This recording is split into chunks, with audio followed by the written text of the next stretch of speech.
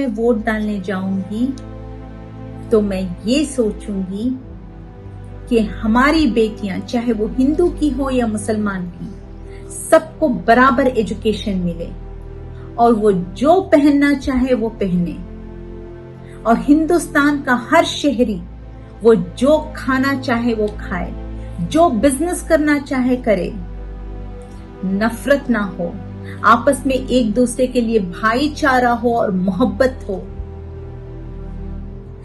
और हमारे हर नौजवान को नौकरियां हो, बेरोजगारी खत्म हो, हमारे देश से महंगाई खत्म हो,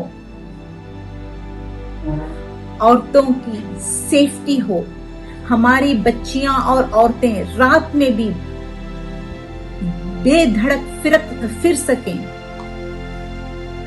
और हमारे किसान भाइयों का सारा कर्जा माफ हो सके, और हमारे किसानों को और फांसी डालना ना पड़े, और हमारे किसान भाइयों को एमएसपी मिले। हमारे देश में नफरत ना फैलाई जाए, कोई प्रोपेगेंडा मूवीज ना बने। हमारा देश सारे जहां से अच्छा है, अच्छा रहेगा, उसको अच्छा रखने की हर वो हिंदुस्तान के शहरी की ये जिम्मेदारी है कि हमारे देश की कॉन्स्टिट्यूशन की हिफाजत करें, कोई इसे बदलने की कोशिश ना कर सके।